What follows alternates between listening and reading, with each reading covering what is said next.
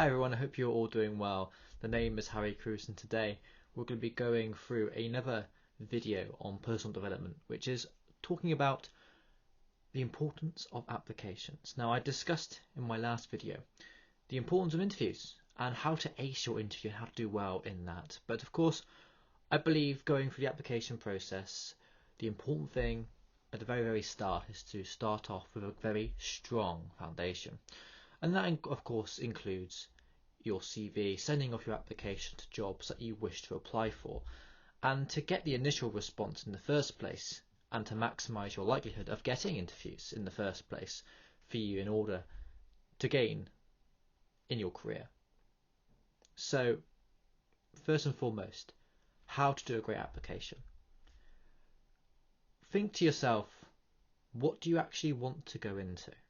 Now, you might be at a stage now where you're in your early career, you've just left university, you're a young person, and you're not really sure what you want to do.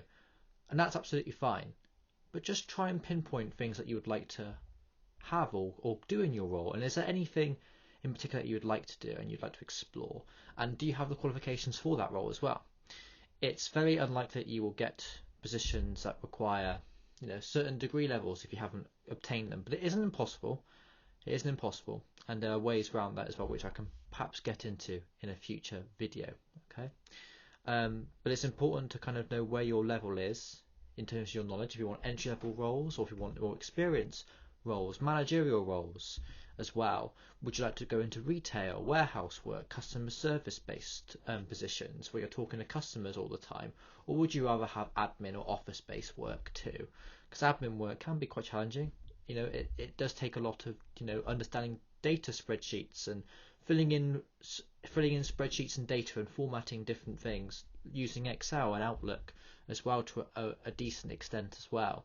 So there are different things to consider. Okay, but yeah, applications are essential to the amount of applications you make, the more likely in theory interviews will come, and higher success rates in all as well. So my second point as well is to be diligent and to not give up. Don't apply for one or two and then wait for 4 months. The application process is a time of tenacious searching. Unless if your job role in particular is very niche or there's few roles available, like directors, for instance, they're less available than roles in retail for assistants or managers, etc. For the most part, make sure that you're applying for a variety of different things. Okay. But also take into account location. Is this role in my local area or is it hybrid remote? Take into consideration the role responsibilities and how often you can commute there and how practical it is for you. Is it around the corner? Is it 10 minutes away? Is it a walk? Is it a drive by about 15-20 minutes? The average commute for a person to get to work is around 45 minutes. Okay, so bear that in mind, whether it be driving, getting the bus, vice versa. Okay. So take all of these things into consideration. Okay? But of course, also read the job description. Is there anything that you would like to do? Is there any opportunities as well for your own advancement? Is there, training involved? Is there professional qualifications that you could obtain in this position? These are all things that you've got to take into account in your future. If you're interested in, let's say, the IT industry, for an example, and they have an opportunity for you to train and get promoted as well. That is an important thing to consider, especially if you want to get into the industry and you're early on in your career, because it will give you that, another opportunity for you to stay in the organisation. The organisation wants you to stay in the company. They don't want you to just move on in a couple of years' time. In a lot of cases, they want you to stay because it's your cog in the machine work of the business. And I'm sure you have a lot of essential skills as well that you would like to offer.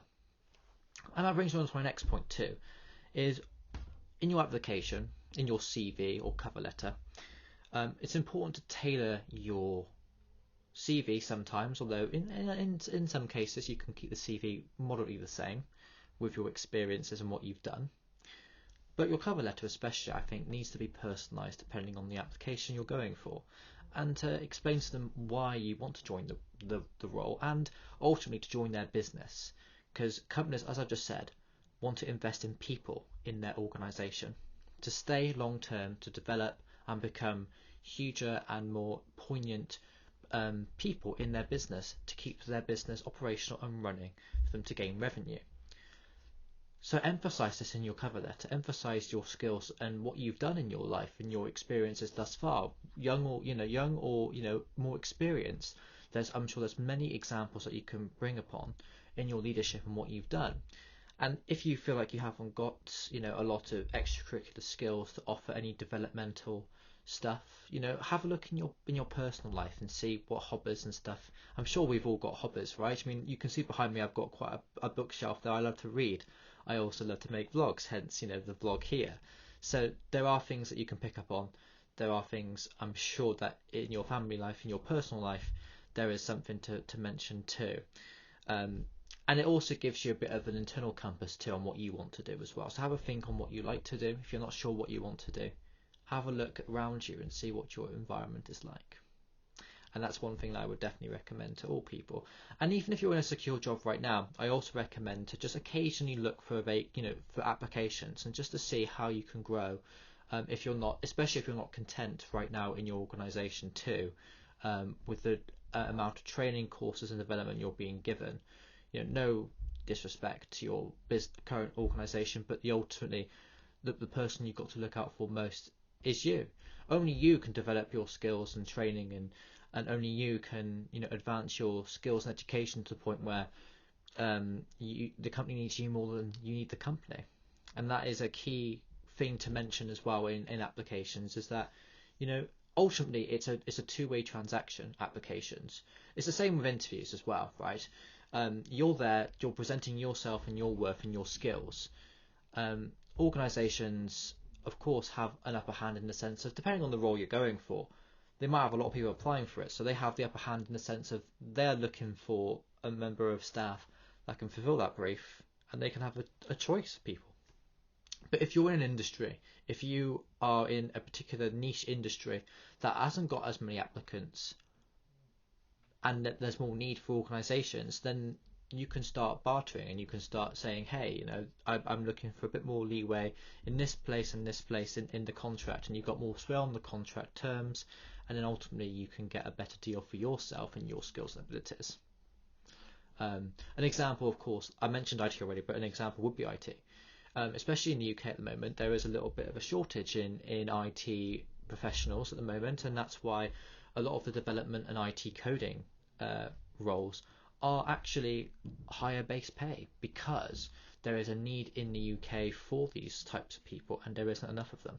So the people that have this skill, have these have this opportunity, have this knowledge in their minds, can have leeway over their contracts and have a lot more choice and freedom in what they do. And that's something you need to consider too in your applications as well, is just to see, what industry would I like to go into? What industry am I passionate about? What am I happy doing? Choose a job that's happy for you, because happiness is a currency in anything that isn't around as much as it should be. Of course, we live in a capitalist society. There are cost of living, concerns for many families, and I understand that completely and wholeheartedly. And there's side hustles that you can do. There's many things you can do to make extra money, selling a few things in your house, car washing around the neighborhood. There are things that you can do, and perhaps I can make another video on it. But ultimately, a currency that you can't get back is time and your happiness. Time is a currency that we only have limited amounts of time, all of us. Money is an accumulation of currency, and this could be made back in the future, especially if you invest so much time and energy in learning something, one, that you really like to learn, and two, that will make you a lot of money in the future as well, right? And I want to just let you guys know, it's possible for all of us to have a prosperous life, and if you believe and you put in the effort in that attention in the world, you will have, in 5-10 years time, maybe not in 5-10 weeks, because I think we're raised in a society presently where we want a lot of things fast, a lot of things quickly. But I believe if you water the seeds over time, over years, a couple of years even, and you're diligent, you will see huge progress in yourself and your development. And by the time you're in your next decade, I think there'll be a lot of changes. There's a saying, isn't there? You know, if you change yourself positively 1% every day, by the end of a year, considering it's just a normal year, not a leap year, it's about 365% change. Maths might not be 100% correct there because you've got to take into account cumulative percent, but you get what I'm saying. You will be a different person by the end if you literally tweaked a few things here and there and developed yourself over the space of many days. We're all human, we're all, you know, not many of us are saints, okay? But think about it like that. If you change yourself positively a little bit every day, you'll get better. I digress slightly though. We're all applying for things. We're all trying our best to do the best we can in whatever we do. But know this, you know, if you're looking at these videos, these types of videos and content, you're on the right path. I know that for sure because you're investing and you're questioning, you're reflecting on your own techniques and paths. And I'm sure, you know, after a little bit of time, you will get the job that you would like. And of course, if there's any more videos as well that I can publish on here that may help you, please comment down below, let me know. I'm more than happy to comment and to have a conversation with you as well, because you're my audience and I would like to help as best I can. So for more, you know, content, I've got a playlist of development videos, personal development videos on my YouTube channel. I've also got a few little things that I've also been doing as little side hobbies to on my channel. I like to play the Fight and Fantasy game book series, which I'm currently doing, and I'm looking at a few other projects as well. My video timetable at present has been a little bit more spontaneous, to say the least, but I'm hoping to keep more consistent throughout the rest of this year. But please like and subscribe, and I hope you've really much enjoyed this video. And anything that you'd like to add, please comment down below, and I'd love to hear your thoughts. Take care of yourself, have a lovely rest of your day, and keep doing those applications. I'm sure you'll be doing just fine. Take care. Goodbye.